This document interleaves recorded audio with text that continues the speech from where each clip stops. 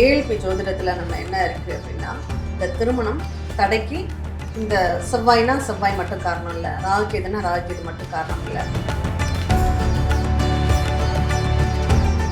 சிம்ம லக்னமாக இருக்கு, 7ஆம் பாவம் சனியுடைய வீடு. சனி பகவான் போய் 8ல மீனத்துல இருக்காரு, இல்ல மகரத்துல இருக்காருன்னா, சிவன் வழிபாடுனா எனக்கு முருகனை கும்பிடுறவங்க தான் எனக்கு வேணும், சிவனை கும்பிடுறவங்க வேண்டாம். அம்பாள்னா அம்பாளை கும்பிடுறவங்க தான் வேணும், சிவனை கும்பிடுறவங்க வேண்டாம். இப்படியெல்லாம் கேட்குறவங்க இருக்காங்க.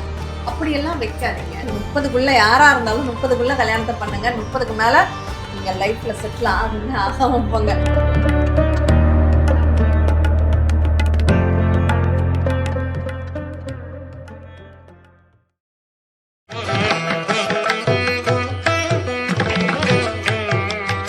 வணக்கம் திருவருள் நேயர்கள் அனைவருக்கும் வணக்கம். இந்த நாள் இனிய நாளாக அமைய வாழ்த்துக்கள். நிச்சயமா ஒரு பதிவிலையுமே நேயர்களுக்காக நிறைய விஷயங்கள் சொல்லிட்டு வரீங்க. திருமணம் தொடர்பான விஷயமா இருக்கட்டும், காதல் தொடர்பான விஷயமா இருக்கட்டும், பண பிரச்சனை, கடன் பிரச்சனை, இந்த மாதிரி நிறைய விஷயங்கள் சொல்லிட்டு வரீங்க. இப்போ அடுத்தது பார்த்தீங்க அப்படின்னா, திருமணம் அப்படின்னு எடுக்கும்போது திருமண தடை. அதாவது ஒரு சில பேர் வீம்புக்குன்னு இருப்பாங்க. 25 வயசுக்குள்ள உனக்கு திருமணம் நடக்கணும் அப்படின்னு சொன்னோம்னா, எனக்கு அது முடியாது, நான் பண்ணிக்க மாட்டேன், எனக்கு எப்போ தோணுதோ அப்போ தான் பண்ணிப்பேன் அப்படின்னு சொல்லி இருப்பாங்க. ஆனால் அதற்கப்புறமா பார்த்தோம் அப்படின்னா திருமணம் கைக்கூடி வருமானா கிடையாது, கேள்விக்குறியாக இருக்கும். 35 வயசு 40 வயசு வரைக்கும் கூட திருமணம் ஆகாமல் இருக்கக்கூடிய சூழ்நிலை உருவாகிடும். இப்படி திருமண தடை ஒருத்தருக்கு இருக்குது அப்படின்னா, அவங்களுடைய ஜாதகத்தில் எந்த குறைபாடு இருந்துச்சு அப்படின்னா திருமண தடை ஏற்பட வாய்ப்பு இருக்கு. நிறைய விஷயங்களை நம்ம பார்க்கலாம். நம்ம ஆதி காலத்திலேருந்து பார்க்கக்கூடிய ஒரு விஷயம்னா, இந்த செவ்வாய் தோஷம், நாகதோஷம், கலத்திர தோஷம், காலசர்ப்ப தோஷம், மாங்கல்ய தோஷம், தேர தோஷம், தார தோஷம் அப்படின்னு சொல்லி அதில் ஒரு 9 வகையான தோஷங்கள் இருக்குது. இதில் எந்த தோஷங்கள் இருந்தாலும் திருமண தடை அப்படின்னு நம்ம சொல்லிடலாம். ஆனால் இப்போது நாங்கள் ஏழ்பி படிக்க வந்துட்டு, இந்த ஏழ்பி ஜோதிடத்தில் நம்ம என்ன இருக்குது அப்படின்னா, இந்த திருமணம் தடைக்கு இந்த செவ்வாய்னா செவ்வாய் மட்டும் காரணம் இல்லை, ராகுகேதுனா ராகுகேது மட்டும் காரணம் இல்லை, 7ஆம் பாவகம் தான் ரொம்ப முக்கியமான ஒரு காரணம். என்னுடைய 7ஆம் பாவகம் நல்லா இருந்ததுன்னா எந்த தோஷம் இருந்தாலும் எனக்கு சீக்கிரம் கல்யாணம் ஆயிடும். எனக்கு 7ஆம் பாவம் நல்லா இல்லைன்னா, தோஷமே இல்லை, சுத்த ஜாதகம்னு நீங்க முத்திரை கொடுத்தா கூட கல்யாணமே ஆகாது. அப்போ நம்மளுடைய வாழ்க்கையை நமக்கு சொல்லக்கூடியது 7ஆம் பாவகம் மட்டும்தான். இந்த 7ஆம் பாவகத்தின் அதிபதி நல்ல நிலையில இருந்தா அவங்களுக்கு கல்யாணம் சீக்கிரம் ஆயிடும். 7ஆம் பாவகத்தின் அதிபதி நல்ல நிலையில இல்லை, உதாரணத்துக்கு 2லயோ 8லயோ 6லயோ 12லயோ இருந்தால் கல்யாணம் ஆகாது. சரி, அதுக்காக அவங்களுக்கெல்லாம் ஆகவே ஆகாதா அப்படின்னா ஆகும். எப்படி ஆகும்? அவங்க தேர்ந்தெடுக்கக்கூடிய வாழ்க்கை துணை எப்படிப்பட்ட வரனாக தேர்ந்தெடுத்தா அவங்களுக்கு ஆகும் அப்படிங்கிறது இருக்கு. இப்போ ஒன்றும் இல்லை, என்னுடைய 7ஆம் பாவகத்தின் அதிபதி நல்லா இருக்கார், 5ல் இருக்காருன்னு வச்சுக்கோங்க. எனக்கு மனசுக்கு பிடிச்ச மாதிரி வாழ்க்கை துணை அமையும். லவ் மேரேஜ் அமையும், இல்லை உறவுக்குள்ள சொந்தத்துக்குள்ள வாழ்க்கை துணை அப்படிங்கிறது அமையும்.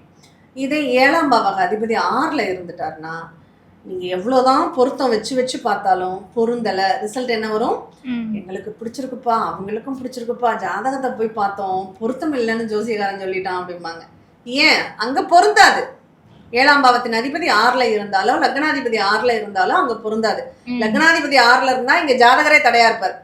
எனக்கு இந்த பொண்ணு பிடிக்கல, அது கொஞ்சம் ஒல்லியா இருக்கு, இந்த பொண்ணு குண்டா இருக்கு, இந்த பொண்ணுக்கு ஒரு பொண்ணு சொன்னுச்சு, அந்த மாப்பிள்ளைய பார்த்துட்டு தொப்பை முகத்துல தொப்பை இருக்குன்னுச்சு, கண்ணம் குண்டா இருக்காமா, அதனால எப்படியெல்லாம் அவங்க வார்த்தைகளை எடுத்துக்கிறாங்க. மாப்பிள்ளைக்கு முகத்துல தொப்பை இருக்கு அப்படின்னு சொல்லுது. ஒரு பொண்ணு மாப்பிள்ளை கண்ணாடி போட்டிருக்காரு, அது எனக்கு பிடிக்கல. இப்படியெல்லாம் காரணங்கள் இருக்கு. அப்போ இது எல்லாம் ஏன்னா, இங்க என் லக்னாதிபதி 6லயோ 8லயோ 12லயோ இருக்கும். அதனால நான் நல்ல வரனை நான் தேர்ந்தெடுக்க மாட்டேன். ஏன்தான் அப்படி இருக்கு? அவங்க விருப்பப்படி ஒரு இது வச்சிருப்பாங்க, இப்படிதான் இருக்கணும், அப்படிதான் இருக்கணும். இங்க இந்த 6லயோ 8லயோ 12லயோ இருந்தாதான் அவங்க விருப்பம் தான் முக்கியம்னு பிடிச்சிட்டு நிற்பாங்க. ஏன்னா என்னாலதான் திருமணம் தடையாகணும்னு இருக்கு, அப்ப என்னுடைய விருப்பம் அதுவா தான் இருக்கும் இல்லையா? இதுவே நான் நல்லா இருக்கேன், ஜாதகர் நல்லா இருக்காரு, நல்ல அமைப்புல இருக்காரு, எல்லாத்துக்கும் தயார், எந்த பொண்ணு வந்தாலும் எனக்கு கட்டிக்க சம்மதம்ப்பா அப்படிங்கிற ஒரு முடிவுக்கு வந்துட்டார். ஆனா 7ஆம் பாவம் நல்லா இல்லைன்னு வச்சுக்கோங்க. 7ஆம் பாவகத்தின் அதிபதி, இப்போ உதாரணத்துக்கு மீன லக்னம்னு வச்சுக்கோங்க, 7ஆம் பாவத்தின் அதிபதி புதன். இந்த புதன் சிம்மத்திலேயோ அல்லது துலாம்லேயோ இருந்துட்டா, அங்கே 6லயோ 8லயோ இருக்காரு அப்படின்னா, இந்த பொண்ணு இவர் எவ்வளோதான் தகுதியுடையவராக இருந்தாலும் ஏதாவது ஒரு காரணம் காமிச்சு இவர் பார்க்குற பொண்ணெல்லாம் இவரை ரிஜெக்ட் பண்ணிக்கிட்டே இருக்கும். இவர் போய் பார்த்துட்டு வந்ததுக்கப்புறம் அந்த பொண்ணு கல்யாணம் ஆகிடும். அந்த மாதிரி ஒரு நிலை. ஏன்னா எனக்கு 7ஆம் பாவகம் நான் எதிர்பார்த்த மாதிரி இருக்காது அப்படிங்கிற ஒரு நிலை. அப்போ இப்படி இருக்கும்போது நம்ம என்ன பண்ணணும், நம்மளுடைய எதிர்பார்ப்புகளை நம்ம குறைச்சிக்கணும். ஒரு சில ஜாதகங்களில் வக்கீல், போலீஸ் இந்த பொண்ணுங்க தான் அமையும்னு இருக்கும். ஆனால் மாப்பிள்ளை வீட்டில் யாராவது வக்கீல் பொண்ணையும் போலீஸ் பொண்ணையும் தேர்ந்தெடுப்பாங்களா? மாட்டாங்க. அது ஏதாவது ஒன்றுனா கோர்ட்டில் போய் ஆமா. இப்போ உள்ளதே சட்டம்லாம் பொண்ணுங்களுக்கு சாதகமாக தான் இருக்கு ஆமா. அப்படிங்கிற மாதிரி சூழ்நிலை. வீட்டுக்குள்ள சட்டம் பேசுவாங்க, சட்டம் வேண்டாம். பேசுவாங்க. ஐயோ அந்த மாதிரி பொண்ணே வேண்டாம். ஆண்களுக்கு இருந்தா அது வேற. போலீஸ்காரனா சூப்பர் செலக்ட் பண்ணிக்குவாங்க, வக்கீலா சூப்பர் செலக்ட் பண்ணிக்குவாங்க. ஆனா பொண்ணுங்களாக இருந்தா அது வீட்டிலேயே சட்டம் பேசும். போலீஸ்காரியா நம்மள 4 தட்டிருமேன்னு பயப்படுறவங்க இருக்காங்க இல்லையா? ஆனா ஒரு சில ஜாதத்துல அவங்க தான் அமையும். ஒன்றும் இல்லை, உதாரணத்துக்கு துலாம் லக்னமாக இருக்குன்னு வச்சுக்கோங்களேன். 7ஆம் பாவம் செவ்வாய். இந்த செவ்வாய் வந்து ரிஷபத்துலேயோ அல்லது மீனத்துலேயோ இருக்குன்னா இந்த போலீஸ் துறையில் உள்ள மாப்பிள்ளை தான் கிடைக்கும். ஏன்னா செவ்வாய்னா யூனிஃபார்ம் சட்டம் பேசுகிறவர் போலீஸ் துறையில் தான் அமையும். இப்போ இதே சிம்ம லக்னமாக இருக்குது, 7ஆம் பாவம் சனியுடைய வீடு. சனி பகவான் போய் 8ல் மீனத்தில் இருக்காரு, இல்லை மகரத்தில் இருக்காருன்னா அங்கே வக்கீல் படித்த மாப்பிள்ளை தான் அமையும், வக்கீல் படித்த பொண்ணு தான் அமையும். இது எனக்கு வேண்டாம், இது எனக்கு உதவாது அப்படின்னு நீங்கள் வேண்டான்னு சொன்னீங்கன்னா கல்யாணம் ஆகாமல் அப்படியே வயசு தான் கடந்துக்கிட்டு போவோமே தவிர கல்யாணம் கூடி வராது. அப்போது நம்ம என்ன சொல்கிறோன்னா, உங்களுடைய ஜாதகத்தில் உங்களுக்கு எப்படிப்பட்ட வரன் அமையும்னு இருக்குது. உனக்கு வேலைக்கு போகிற மாப்பிள்ளை தான் எனக்கு வேணும்னு நான் நினைக்கலாம். ஏன்னா என்னுடைய சேஃப்டி எனக்கு முக்கியம் இல்லையா? இப்போ பிஸ்னஸ் செஞ்சு லாஸ் ஆகிட்டா என்ன பண்ணுறது, அந்த லாஸை நம்ம வந்து கடனாளி ஆகிட்டா என்ன பண்ணுறது அப்படிங்கிற ஒரு பயம் இருக்கும். அப்போது நல்ல 2 லட்ச ரூபா சம்பளம் வாங்கினா போதும்பா, எனக்கு அந்த மாதிரி மாப்பிள்ளை இருந்தால் போதும்னு சொல்லும். ஆனால் இந்த ஜாதகத்தில் வேலையே இல்லாத மாப்பிள்ளை தான் அமையும்னு இருக்கும். 7ஆம் பாவத்தினுடைய வேலை அங்கே பையனுடைய ஜாதகம். நான் உதாரணத்துக்கு எடுத்துக்கிட்டோம்னா என்னுடைய ஜாதகத்தில் 4வது வீட்டின் அதிபதி எனக்கு நல்லா இல்லை அப்படின்னா மாப்பிள்ளைக்கு வேலை இருக்காதுன்னு அர்த்தம். ஏன்னா மாப்பிள்ளையினுடைய வேலை அப்படிங்கிறது அங்கே 4வது வீடு சுட்டி காமிச்சிடும். அப்போ வேலை இல்லாத மாப்பிள்ளை தான் அமையணும்னு இருக்கும். நான் எனக்கு 2 லட்சம் சம்பளம் வாங்குற மாப்பிள்ளை தான் வேணும்னு எதிர்பார்த்தேன்னா எப்படி கிடைக்கும்? கிடைக்காது. அதே மாதிரி சில ஆண்கள் எனக்கு வேலைக்கு போகிற பொண்ணு தான் வேணும் அப்படின்னு நினைப்பாங்க. இங்கே பொண்ணு என்ன பண்ணியிருக்கோம், 7ஆம் இடத்தின் அதிபதி அங்கே நல்லா இல்லைன்னா வேலைக்கு போகாது. அந்த பொண்ணு வேலைக்கு போக மாட்டேன்னு இந்த பொண்ணு பிடிவாதமாக இருக்கும். நல்லா படிச்சிருக்கோம், வேலையும் கிடைக்கும், ஆனால் நான் போக மாட்டேன்னு பிடிவாதமாக இருக்கும். இவருடைய ஜாதகத்தில் அப்படி தான் பொண்ணு அமையும்னு இருக்குது. இவர் எனக்கு வேலைக்கு போகிற பொண்ணு தான் வேணும்னு கேட்டால் அங்கே கல்யாணம் ஆகாது. அப்போ ஒரு டிமாண்டு வைக்கிறாங்க இல்லையா? அந்த டிமாண்டு விதி வழியே மதி செல்லும். எனக்கு ஜாதக அமைப்பு என்ன இருக்கோ அதுக்கு ஈக்குவலாக தான் என்னுடைய புத்தி வேலை செய்யும். நான் எது நடக்காதோ அந்த வழியை தான் பிடிச்சிக்கிட்டு நான் நிற்பேன் அப்படிங்கிறது என்னுடைய ஜாதகம் சுட்டி காமிக்கும். அதை பார்த்துட்டு உங்களுக்கு எப்படி வரணும் அமையுங்கிறத நீங்கள், ஒரு சிலருக்கு ரொம்ப தூரத்துலலாம் நான் என் பிள்ளைய கட்டி கொடுக்க மாட்டேன், எனக்கு வீட்டுக்கு பக்கத்துலேயே இருக்கணும், போக்குவரத்துக்கு பக்கத்து ஊரில் கூட கொடுக்க மாட்டாங்க, எனக்கு அந்த தெருவிலே இருக்கணும்னு எதிர்பார்ப்பாங்க. அப்படி எப்படி அமையும்? 7ஆம் இடத்தின் அதிபதி 12ல் இருக்குன்னா உனக்கு வெளியூர், வெளிநாடு, வெளி மாநிலங்களில் தான் உனக்கு பொண்ணு அமையும் அப்படின்னு சொல்லியிருக்கு. அதை விட்டுட்டு நான் எனக்கு வீட்டுக்கு பக்கத்துலேயே வேணும்னா கிடைக்காது. அப்போ கிடைக்காத ஒரு விஷயத்த நான் டிமாண்டுன்னு வச்சுக்கிட்டு இருந்தேன்னா எனக்கு கல்யாணம் ஆகாது. திருமண தடைக்கு இதுதான் காரணம். நம்மளுடைய ஜாதகம் நம்மளை இயக்கும், நம்மளுக்கு அந்த சிந்தனைகளை கொடுக்கும். அது சார்ந்த நிகழ்வுகளை நம்ம தடை செஞ்சிடும். இது நமக்கு தெரியாதனால நடக்கக்கூடிய நிகழ்வு. இதை தெரிஞ்சிட்டா என் ஜாதகத்தில் 7ஆம் அதிபதி 12ல் இருக்குது, அப்போ வெளியூரில் தான் எனக்கு பொண்ணு அமையும், சொந்தத்துல எல்லாம் பொண்ணு கிடைக்காது. ஒரு சில ஜாதகத்தில் 7ஆம் அதிபதி 5ல் இருக்குது, உனக்கு சொந்தத்தில் தான் பொண்ணே கிடைக்கும். உங்கள் தாய்மாமா வீட்டில் இருக்கான்னு பாரு, அத்தை வீட்டில் இருக்கான்னு பாரு, இருந்தால் பண்ணி சொந்தத்தில் செஞ்சாக்கா டாக்டர் குறைவுள்ள பிள்ளை பிறக்கவுன்ட்டாங்க, சொந்தமே எனக்கு வேண்டாம். ஜாதக அமைப்பு அப்படி தானே இருக்குது. அதை விட்டு எனக்கு வேண்டான்னு மறுத்தா உங்களுக்கு பொண்ணு வேறு பக்கம் கிடையாது, சொந்தத்தில் தான் இருக்குது. சொந்தம் எனக்கு வேண்டான்னா கல்யாணம் ஆகாமல் இருக்க வேண்டியதான். இந்த மாதிரி திருமண தடை ஏற்படுது அப்படின்னா அந்த திருமண தடையை போக்குறதுக்கு என்ன பண்ணணும்? கண்டிப்பாக இதுக்கு போய் நான் கோயில் எல்லாம் வழிபாடுகள் பண்ணனாலாம் போகாது. எனக்கு எங்கேருந்து பொண்ணு இருக்குன்னு தெரிஞ்சுக்கிட்டு நான் அங்கே போய் தேடணும். 7ஆம் அதிபதி சுக்கிரனாக இருந்து சுக்கிரன் 6ல் இருக்கான்னா ஒரு மருத்துவத்துறையில் ஒரு நர்ஸாக இருக்கக்கூடிய பொண்ணோ அல்லது டாக்டர் படித்த பொண்ணோ இல்லை மெடிக்கல் ஃபீல்டில் இருக்கக்கூடிய பொண்ணோ இல்லை மருந்து கம்பெனியில் வேலை செய்யக்கூடிய பொண்ணோ உங்களுக்கு மனைவியாக வரும். கெமிஸ்ட்ரி லேபில் ஒர்க் பண்ணக்கூடிய பொண்ணாக இருக்கும். அதை தான் நீங்கள் பார்க்கணும். அதை விட்டுட்டு எனக்கு டீச்சர் வேலைக்கு போகிற பொண்ணு வேணும்னு உட்காந்துருந்தீங்கன்னா உங்களுக்கு கிடைக்காது. அந்த மாதிரி உங்கள் ஜாதகம் உங்களுக்கு சொல்லும் எங்கேருந்து பொண்ணு கிடைக்கும்னு. உங்கள் ஜாதகம் சொல்லும் எங்கேருந்து பையன் கிடைக்கும். அவன் சகப்பாக இருப்பானா, கருப்பாக இருக்கானா, குள்ளமாக இருப்பானா, உயரமாக இருப்பானா, குட்டையாக இருப்பானா, நெட்டையாக இருப்பானா, சொந்தமாக பிஸ்னஸ் பண்ணுவானா, வேலை இல்லாமல் இருப்பானா, வேலையோடு இருப்பானா, சொந்த வீடு இருக்குமா இருக்காதா அப்படிங்கிறது எல்லாமே நீங்க பொருத்தம் பார்க்க ஒரு ஜாதகம் எடுப்பீங்களே, அதுல பார்க்க வேண்டியது இல்ல, உங்க ஜாதகத்துல இருக்கும். அந்த உங்க ஜாதகத்துல என்ன அமைப்பு இருக்கோ அது சார்ந்த வரனை தேடுனீங்கன்னா கண்டிப்பா உங்களுக்கு கிடைக்கும். ஒரு சில ஜாதகத்துல அதர் கம்யூனிட்டியில தான் கிடைக்கும்னு இருக்கும்.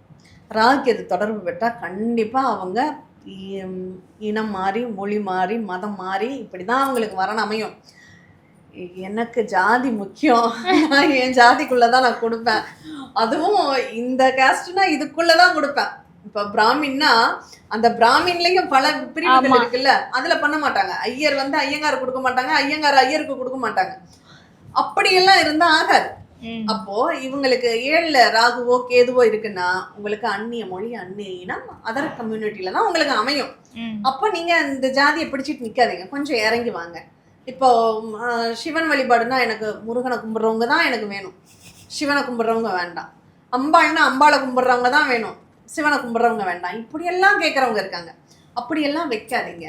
உங்களுக்கு அப்படிதான் மாறிதான் அமையும்னா நீங்க மாறிதான் எடுக்கிற மாதிரி இருக்கும். அப்ப அது என்னன்னு உங்க ஜாதகத்துல தான் இருக்கேன், நீங்க வெளியில எல்லாம் போய் தேட வேண்டியதில்லை, உங்க ஜாதகத்துல இருக்கு.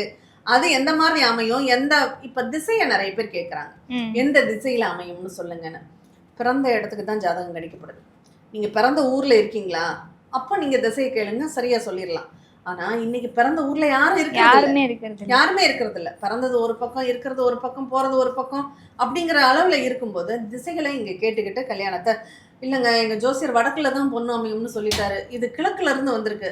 கிழக்குன்னா அவங்க இப்ப இருக்கிறது கிழக்கா இருக்கலாம், இல்ல அவங்க பூர்வீகம் கிழக்கா இருக்கலாம். அதனால அதை ஒரு காரணமா சொல்லி நம்ம அவாய்ட் பண்ணணும்னு அவசியம் இல்லை. திசைகளை யாரும் பார்க்காதீங்க.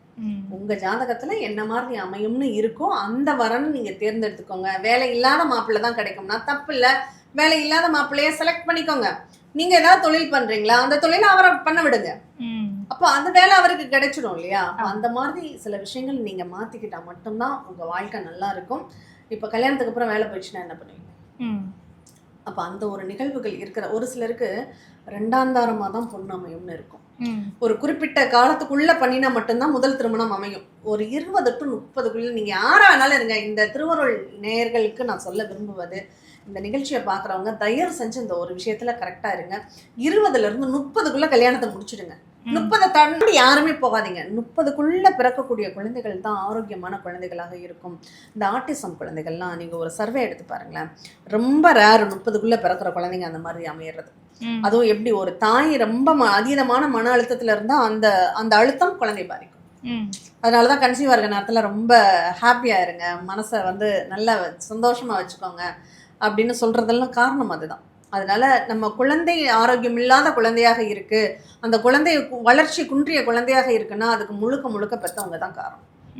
இந்த ஜாதகத்துல சொல்லிடும், இந்த ஜாதகத்துல இந்த வயசுல கல்யாணம் பண்ணீங்கன்னா குழந்தை இந்த மாதிரி ஆரோக்கியமா இருக்கும், இத்தனாவது வருஷத்துல குழந்தை பிறக்கும், இல்ல இதை தாண்டி பண்ணினீங்கன்னா அங்க குழந்தை பிறப்புக்கு பிரச்சனை ஆகும் அப்படிங்கறத நம்ம ஜாதகம் சொல்லிடும். அதனால அதுக்கு தகுந்த மாதிரி 30க்குள்ள யாரா இருந்தாலும் 30க்குள்ள கல்யாணத்தை பண்ணுங்க. 30க்கு மேல நீங்க லைஃப்ல செட்டில் ஆகுங்க, ஆகாம போங்க. அது எந்த வயசுல வேணாலும் செட்டில் ஆகலாம் இல்லையா. எனக்கு இப்ப வீடு இல்ல, 30க்குள்ள நான் வீடு வாங்கணும்னு ஆசைப்பட்டேன், அமையல. ஒரு சில ஜாதகத்துல அமையாது, அவங்களுக்கு 36 வயசுல தான் வீடு அமையும். நான் 36 வயசுல வீடு கிடைச்சிரும், பொண்ணு கிடைக்குமா? கஷ்டம். 30 வயசுக்கு மேல ஆச்சுனாவே அரை வயசு. இன்னைக்கு ஆயிலே 60ங்கிற அளவுக்கு வந்துருச்சு. பூர்ண ஆயுள் 100 வருஷம் இருந்ததை தாண்டி இப்ப 60 வயசு வரையும் ஒருத்தன் இருந்துட்டான்னா அதுவே போதும்பா அப்படிங்கிற நிலைமைக்கு இப்ப வந்துருச்சு. அதனால தயவு செஞ்சு திருவருள் நேயர்கள் யாரா இருந்தாலும், இந்த நிகழ்ச்சியை பார்க்குறவங்க யாரா இருந்தாலும் 30 வயசுக்கு மேல கல்யாணம் பண்ணணும்னு எதிர்பார்க்காதீங்க. பெண்களாக இருந்தால் 25, 26க்குள்ள முடிச்சிடுங்க. அப்பதான் அந்த குழந்தை ஆரோக்கியமான குழந்தையாக இருக்கும். 27, 28க்குள்ள பசங்களுக்கு கல்யாணத்தை முடிச்சிடுங்க. அதிகபட்சம் 30 தாண்ட வேண்டாம், 30க்குள்ள முடிச்சிடுங்க. 30 தாண்டி அடிச்சே நாங்க பண்றோம்னா தயவு செஞ்சு பொருத்தமே பார்க்காதீங்க. ஏன்னா வர்றதே ஜாதகம் 5 ஜாதகம் 2 ஜாதகம் அப்படின்னு தான் வரும். அதுல போய் பொருத்தத்தை பார்த்துட்டு பொருந்தலை இது பொருந்தலைன்னு அவாய்ட் பண்றதுல பிரயோஜனமே கிடையாது. 30 தாண்டியவர்கள் பொருத்தம் பார்க்காதீங்க. இதுதான் பரிகாரம். வேற பரிகாரம் நான் கோயிலுக்கு போறேன் வேண்டுதல் வைக்கிறேன் அது 2ஆம் பட்சம். நம்ம ஜாதகத்துல இப்ப 7ஆம் பாவ அதிபதி நல்லா இல்லை, வேற வழி இல்லை, நான் கோயிலுக்கு போய் தான் ஆகணும், பரிகாரங்கள் பண்ணி தான் ஆகணும். ஆனா என்ன மாதிரி வரன்னு பார்க்கணுங்கிறத டிசைட் பண்ணிட்டு போய் பரிகாரத்தை பண்ணணும். அதை விட்டுட்டு எனக்கு கலெக்டர் படிச்ச பொண்ணு தான் வேணும், எனக்கு கலெக்டர் ஆஃபீஸில் வேலை செய்கிற பையன் தான் வேணும்னா அது நடக்காது. உங்கள் ஜாதகத்தில் இருக்க அமைப்புக்கு ஒரு சிலருக்கு டிரைவர் மாப்பிள்ள தான் அமையும்னு இருக்கும். 7ஆம் அதிபதி 12ல் இருந்தால் பையன் ஓடிக்கிட்டே இருப்பாப்புல, இப்போ ஓடிக்கிட்டே இருக்கக்கூடிய தொழில்னா டிரைவர் தொழில் தான் ஓடிக்கிட்டே ஆமா. இருக்கக்கூடிய தொழில். அப்போ டிரைவர் தான் அமையணும்னு இருக்கும். டிரைவராக எனக்கு வேண்டான்னு இருந்தால் உட்காந்துருக்க வேண்டியதான், கல்யாணமே பண்ணாமல். அவங்களுக்கு வர்றதெல்லாம் அப்படி தான் வந்திருக்கும். நான் ஒரு ஜாதகத்தை பார்த்துட்டு சொன்னேன், உங்களுக்கு யூனிஃபார்ம், அதுவும் காக்கி யூனிஃபார்ம் ரொம்ப ஹைஜெனிக்காக அதிகாரத்துக்கு உரிய ஒரு பொறுப்பில் போலீஸ் துறையில் இருந்தாக்கா தாராளமாக அந்த மாப்பிள்ளையை செலக்ட் பண்ணுங்க அப்படின்னு. போன வாரம் தாங்க வந்துச்சு, நாங்கள் ஐயோ போலீஸ் மாப்பிள்ளை வேண்டான்னு விட்டுட்டோங்க அப்படின்னாங்க. முதல்ல பேசி முடிங்க அப்படின்னு சொல்லியிருந்தேன்.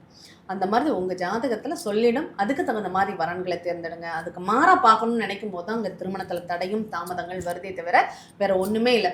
ஒரு ஒரு பிள்ளை ஜாதகத்தில் 20 வயசுக்குள்ளே கல்யாணம் ஆகிடும்னா பரவாயில்ல, இன்றைக்கி தான் ஒரு 21 அப்படிங்கிறப்போ சட்டம் 21ல் பண்ணலாம்னு சொல்லுது. 21 தானே, இன்னும் 2 வருஷம் பிள்ளை ஹாப்பியாக ஜாலியாக இருந்துட்டு போகுது. ஜாலியாக இருக்கும் அது 30 வயசு வரையும், கல்யாணமே ஆகாது இல்லையா?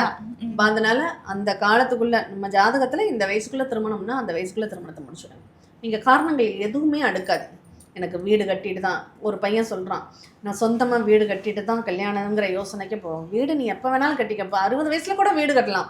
பொண்ணு 60 வயசுல கட்ட முடியுமா? முடியாது. அதனால காலகாலத்துல அந்த வயது வாலிபம் அப்படிங்கிறது 30 வயசுக்குள்ள பண்ணாதான் சந்தோஷமா இருக்கும். 30 வயதுக்குள்ள திருமணத்தை முடிச்சிடும். நிச்சயமா. திருமண தடை எதனால ஏற்படுது, திருமண தடை ஏற்பட்டால் என்ன பண்ணணும் அப்படின்றத ஒரு தெளிவான விளக்கமாக கொடுத்துருக்கீங்க. ரொம்ப நன்றி. நன்றி.